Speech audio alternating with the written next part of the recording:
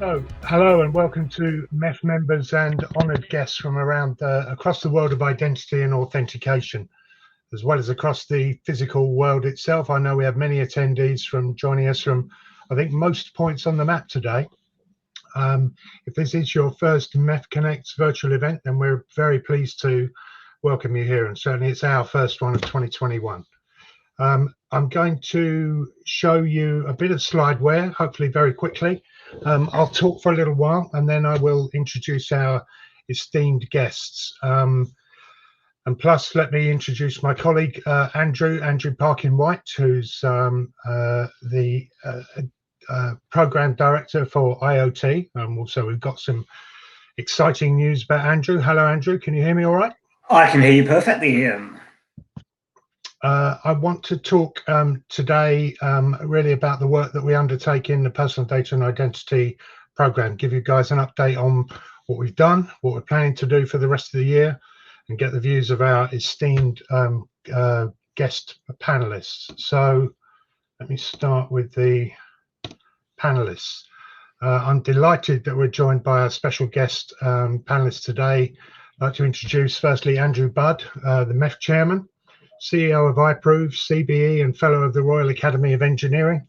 Andrew and I first met in the early 2000s when he was founder and CEO of mBlocks, and I was running third-party messaging for O2 UK. We collaborated during that whole period with other MNOs, aggregators, and regulators on several industry initiatives to help the burgeoning messaging market develop and mature, whilst actively discouraging deviant mobile content players in the market and optimizing the subscriber user experience. Welcome, Andrew, although we can't see you quite yet. Julian Ranger will be known to many of you, has been involved really in mobile identity since the beginning. He's executive chairman and founder of DigiMe and sits on the global board of MEF. But also the Kantara Initiative and My Data, and is a fellow of the Institute of Mechanical Engineers, which was news to me. We seem to be heavy on engineers today. Julian's also been very helpful to me throughout my tenure at PD&I, for which he has my heartfelt thanks. Welcome, Julian. Next up, we have Stuart Neal. Hi, Stuart. Stuart is the former CFO and current Chief Business Officer of Boku, and has a long history in payment technology, going back to his role as Commercial Director at Barclaycard. Stuart has also been a stalwart supporter of the PD&I working group since 2019. Welcome, Stuart. Thank you. Next, I'm really delighted to welcome our very special guest today, Antonio Torresano from the Italian digital trust services company Namilial. I have to be careful how I say that, who is a veteran of companies within the Oracle and IBM groups, as well as the Italian government's SPID identity implementation, which some of you may be familiar with. Antonio has very kindly agreed to share his experience and learnings on this last point later in the session, so I'm really looking forward to that.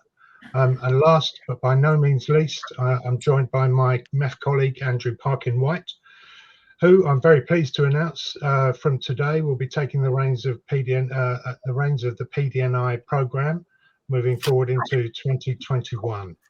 Andrew brings with him a wealth of TMT consulting, research and strategy experience from a 25-year career in Ovum, KPMG and BT, amongst many others, as well as his 2-year tenure at MEF running the mobile IoT program very successfully. So welcome to PD&I, Andrew. I'll get to you a little bit later on. Hopefully we can get through this bit with me talking and then we can start to talk to each other. That would be great. So if you have any questions for our distinguished panel today, please utilize our question and answer facility, and I'll get to as many of those as I can in the latter part of the session, time allowing.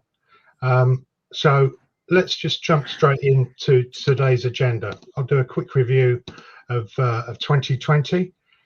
I think the current pandemic situation has really helped focus the minds of lawmakers and regulators on the crucial question of how a citizen should best assert their identity in the digital realm.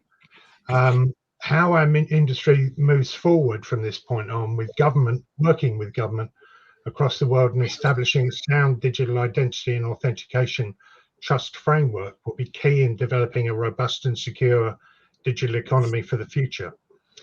So some highlights from our activities during 2020. In last year's Identity and Authentication White Paper, parts 1 and 2, myself and my colleagues from the working group tried hard to define the identity and authentication problem, particularly from the perspective of businesses.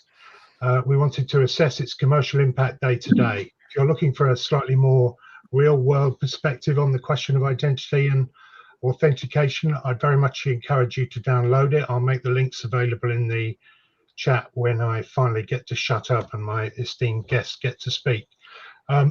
Many thanks to Lee Suker of Cinch and Joseph Spear at Envine for their invaluable insights and hard work in helping me complete that report. Another highlight was in October 2020, MEF Chair Andrew Budd, one of our guests, wrote an open letter to the Right Honourable Oliver Dowden MP in his capacity as Secretary of State for Digital, Culture, Media and Sport, or DCMS, as it's known, to urgently request that the UK government provide access for UK identity verifiers and providers to digital versions of UK citizens' identity source documentation, driving licenses, passports, etc. During 2020, Andrew and I were involved in the DCMS Trust Framework Review, basically invited to come and review their documentation and comment on it with a view to them improving that and releasing it as an alpha during 2021, which they've just done, and a bit more on that later on.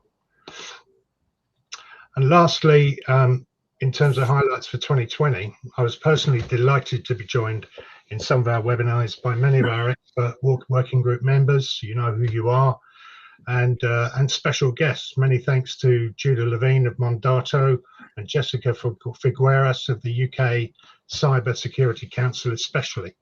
And we have many more external activities planned for 2021 to maintain the momentum gained during 2020. So enough of last year, and let's get to meet our guests today. Before we do that, I'd like to ask a question for the audience, for the attendees, and I will collect these as we go on. But if you could please use the chat facility the chat facility or the Q&A for this one. It doesn't really matter. I'll be collecting these. But how best can the MEF PD&I program help our members during 2021? Any suggestions? If you think surveys, reports, events, what should MEF be doing to gain the maximum visibility for our identity-based activities during 2021? And if you have anything you'd like to discuss further, then please reach out to me at ian@mobileecosystemforum.com. And if there's time before we finish, I'll highlight some of the ideas for the Q&A session later. As I said, we have a new program director in Andrew Parkin-White. But with this, bearing in mind my audio problems, I'm going to try and pass or ask a question of Andrew Budd. Now, Andrew, I hope you can hear me. I can't hear you at the moment. But given our respective involvement in the review board for the DCMS latest version of their trust framework document, are you hopeful that this very welcome, if somewhat belated, collaborative industry process will adequately address the issue of, and I know this is a subject close to your heart, biometric verification in the context of remote identity proofing? Thank you very much, Ian. I think what's happening in the UK now is extremely interesting.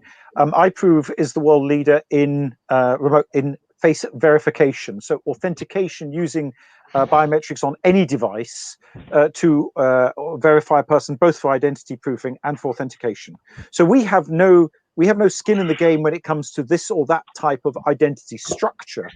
But we have a lot of experience working around the world. So we were the first ever company to be approved as a basis for the creation of qualified signatures under the EIDAS scheme. And what's happening in the UK is interesting, because the UK came into this as a member of EIDAS, but never having actually implemented it, and with a series of relatively unsuccessful government-sponsored national digital identity programs, some of them competing with each other.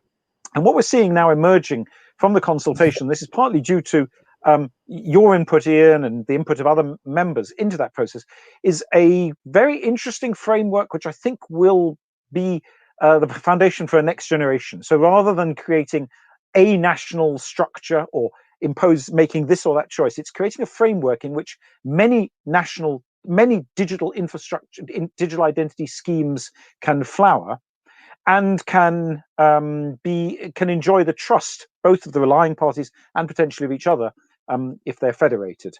So that moves away from a monopoly in which somebody like iProve can win and other people can lose, and it creates much more variety, a much more varied ecosystem in which different solutions can flourish. The other thing that's very interesting about it is that it starts to move away from a rather monolithic view of digital identity into a more distributed model in which verifiable credentials and attributes can be supplied by more and more actors in the ecosystem, and can be brought together in a distributed way, but in a much more self-sovereign way. And I think this plays very well into the vision for personal data that MEF has espoused for a long time. That is, that in the end, credentials belong to and are controlled by the individual, and are authenticated, hopefully through iProve face verification, by the individual. But actually, these credentials can be created and notarized by a wide variety of different people. And we're seeing the emergence of that with the work that ourselves and Mvine, who you mentioned earlier, are doing on vaccine certificates, which are an example of a distributed a verifiable credential.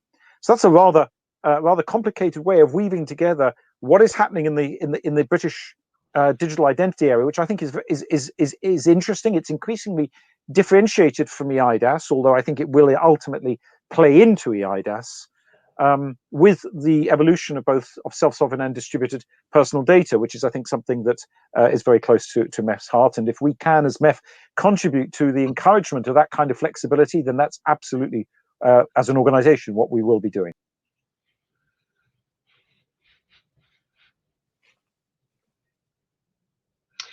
Great. Thank you very much, Andrew. I'm sorry, I'm experiencing quite a bit of lag here, so please bear with me. I hope you can hear me.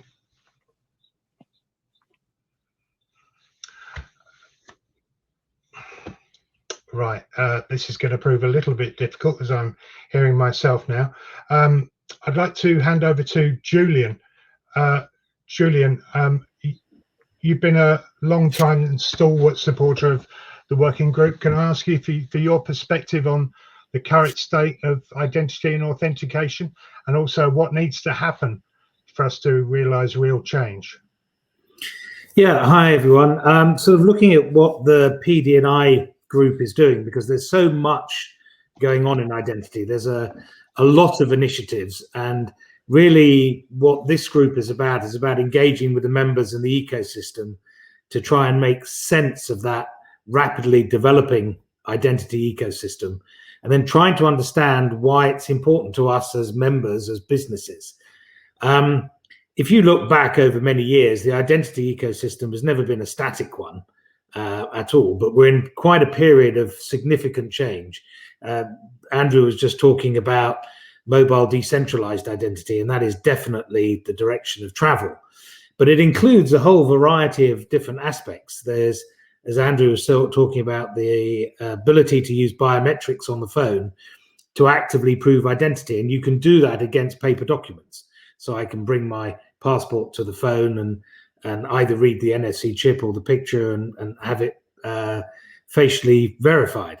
There's an increase all around the world in government identity options, not all of which are mobile, not all of them you necessarily agree with, but they're all spanning off in different directions.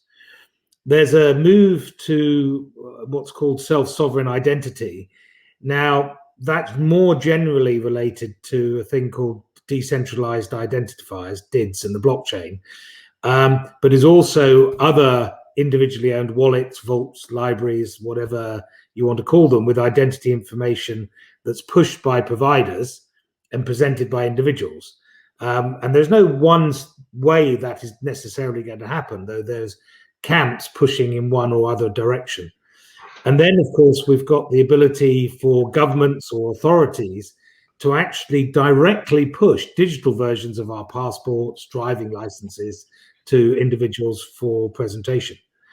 So that's a very wide variety of change, can be very confusing. Some of them are actually happening today. Some are being worked on, but aren't necessarily happening. So knowing which are and which aren't and when they're going to come through is an important thing for us and for the members. And some may not be implemented or will be changed before they are.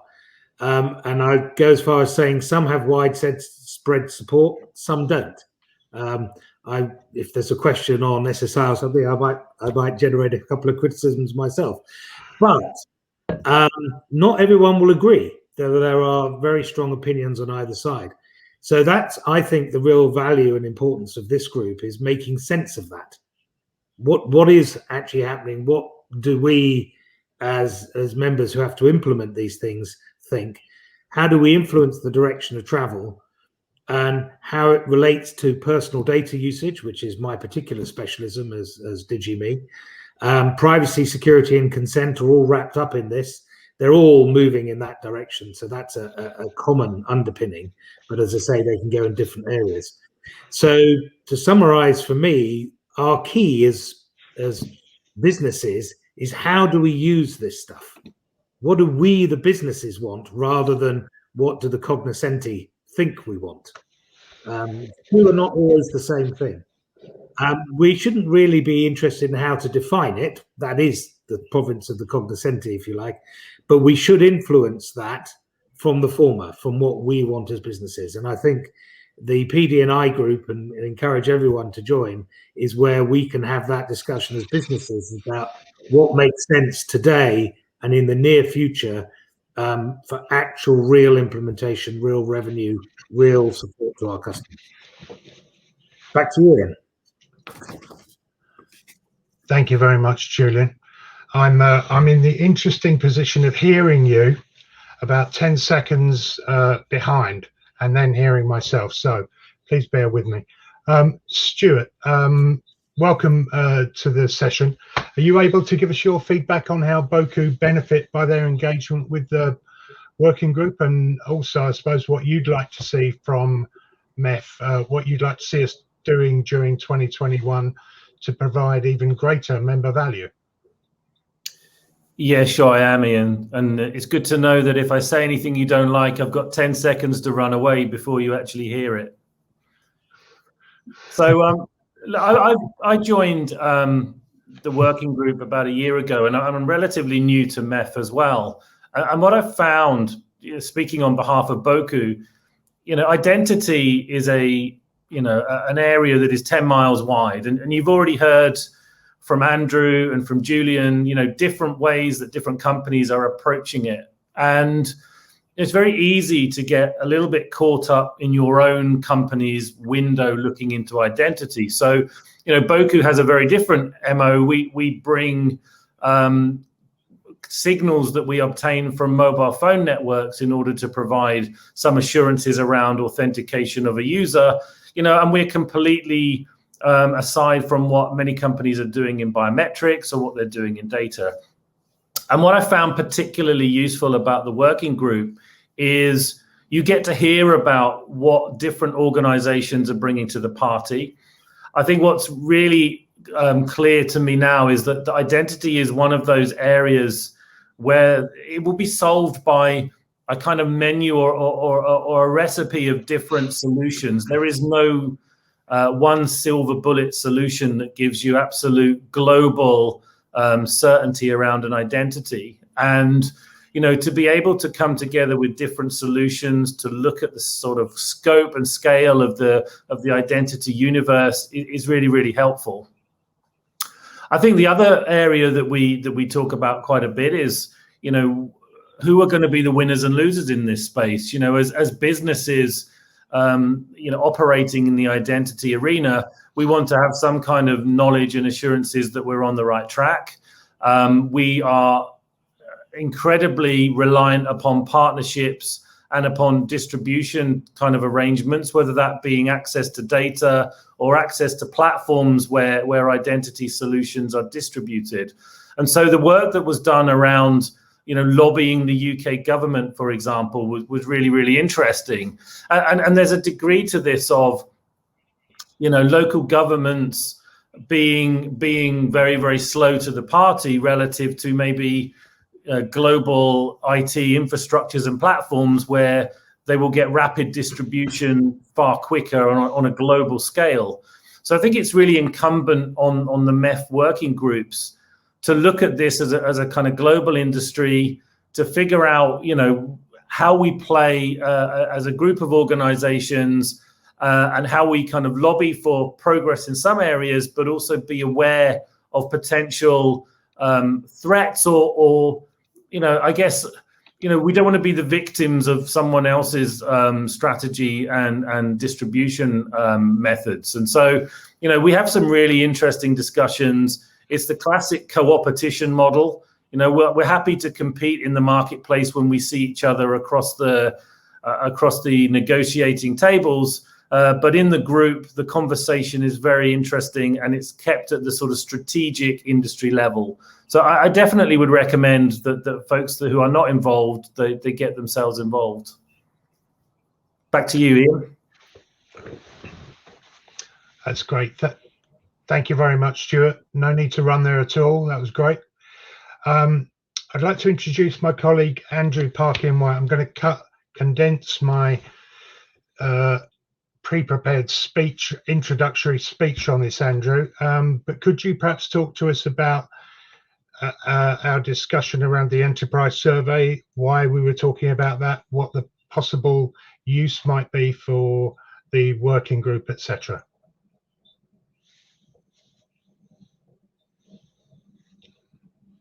Taking an enterprise survey, and the main objectives. Andrew. All right. Can you hear me now? Good. Yeah, and we talked in our working groups about an enterprise survey, and putting our thoughts together on what this might look like. And what I see really are the main objectives behind the survey is to get an externally focused view of the identity and authentication world by talking to enterprises and organizations and understanding their needs and dynamics, working out how they're going about identity and authentication, their level of interest, their level of deployment. I'd also think it's validating our member or supplier views on the nature of the opportunities, the ability to test hypotheses and assumptions that we might make about the market and look at it in a much broader context. I'd like to analyze the market for the nature and timing of opportunities and see what new opportunities are out there, and to assess the commercial impact of managing identity and authentication in the organizations we talk to. So the key questions I see coming out of that, and this is by no means a fait accompli, this is for discussion with working group members, what is the strategic importance of identity and authentication in your organization? How do you manage identity in its various forms in the digital realm? How are you handling it now, and what are your future plans? What issues and challenges are you facing? How are you streamlining digital onboarding? How do you plan to enhance user experience when engaging with enterprises? And what value does your organization place on authentication? Now, one of our members has talked about what he's terming the opportunity gap. So also by speaking to suppliers to those businesses, we can see whether there is white space, room for opportunity, and whether we are all moving in the right direction and directing suppliers towards those opportunities. We're not doing this for the good of our health. I see a number of benefits to current and future PD&I working group members. Firstly, it's to develop key insights into this topic, like I said, the external view of things, to validate areas of opportunity and the timing of those opportunities, to help support strategies on how to interact and engage with these organizations, to help to monetize opportunities as they become apparent, look for any significant similarities and differences by segment and geography. Importantly, we'll also generate content for discussion, for working groups, for events, for webinars and blogs. Naturally, we'd have a nice shiny report to download for people to look at. And then the content will be usable by members in their own PR and marketing efforts. And it would support MEF's overall mission and the working group's desire to facilitate the healthy functioning of the identity and authentication ecosystem. So that's how I kind of see it coming together. And it's certainly one of the areas we'll start to discuss in the working group. And we would like to move relatively fast on this so that we can get results when we get to our digital transformation event, which I think is scheduled in May. So on that note, I'll hand back over to you, Ian. Great, thank you. I've just worked out how to solve my audio problem. I'll take my earplugs out for a minute. So thank you very much for that, Andrew. Just moving on to our next guest. The programme is in the process of commissioning a white paper detailing a use case of a public-private digital identity implementation from our MEF advisor, good friend and contributor, Valerio Pdni. I'm not sure if you're listening, Valerio. Great if you are. Valerio contributed a great deal to the MEF response to the DCMS Trust Framework review process at the end of last year. It's incredibly valuable. But I'd now like to introduce Antonio Torresano. Antonio, your learnings and experience of the Italian SPID implementation could be incredibly valuable for the UK and other governments around the world in how to provide the regulatory and legal infrastructure required to support a successful public-private identity partnership. Are you able to take a few minutes to give us some highlights from your experience? And I have a slide that you've shared with me before as an aid memoir. I hope that's all right. Yeah, thanks, Ian. Thanks to inviting me to this session that, by the way, is very, very interesting. I'll try to share with you really few highlights on this identity schema called SPID. Which I think was called SPID because they wanted to have a very speedy, startup. My name is Antonio Torresano. I'm the managing director for the international business of Namirial. Namirial is a provider of digital trust services. It's, I would say, one of the few, if only the only, global provider with headquarters in Europe, specifically in Italy. So what about SPID? The idea started the beginning of the last decades, and in 2016 the project started, and there was a great idea behind that was having private company investing in the infrastructure. So the idea was that private companies acting as a federated network of identity providers would invest into the infrastructure. So it was completely free for the government, and the government would use these services for accessing several kind of online services. Let's say the idea was that all the online services of government, both central and local government, would have used only SPID, so no other kind of identity schema, which would have also resulted in huge savings in terms of handling identity and access management. In 2019, the schema was notified to the European Commission as part of the eIDAS regulation, so it's recognized now in the European community, and was very, very simple: 3 levels of assurance and identification, I would say, in the old way, so either through physical presence or assisted by an operator through a video call or with electronic means, such as with an electronic identity card or with a qualified certificate, etc. So business model was working in such a way that the SPID was free for citizens, was free for government entities, and was subscription-based for companies that wanted to use company credentials, and for private companies wanted to use the services as a service provider. So Namira is also not just an identity provider, also a service provider, and use our identity of our network of federated identity provider, for example, to issue a qualified certificate or to perform digital onboarding procedures. The status today is that we have 9 identity providers, 70 million active identities, which is a fair good number. But the interesting thing is that it was just a little bit more than 5 million last year. Then everything was boosted by the pandemic, and finally the government was really giving a push, starting with the services where you can access only with speed. And these services were mainly services where the citizen was getting money. So, for example, some special bonus for teachers, for people coming into the 18-year-old, for asking for mobility bonus, for example, to buy a bicycle, or again to get some subsidy due to the pandemic. So with this push, suddenly there was a lot of traction, and we started having one, not Namira, I mean, because it's 9 provider, but the full system was starting enrolling 1 million identity per month, and this number is going up and up, and we expect by year end to go out, I mean, more than 25 million, which is a very, very large number. So what's next now? I think the next point will happen end of this month.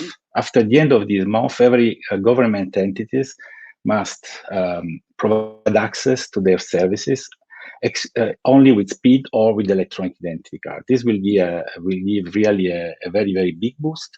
And the next big thing, which is the way the identity provider will get some money back, because today was a huge investment from the private sector, which is not yet resulting in in profits coming, is that service provider from private companies will use the system, and this is start happening. We have few today. We have just 15 compared with several thousand from government, but this number we think will be very, very higher in the next 12 months.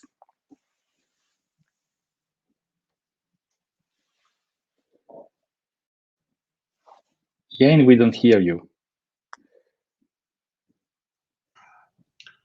Hi. Yeah, thank you very much, Antonio.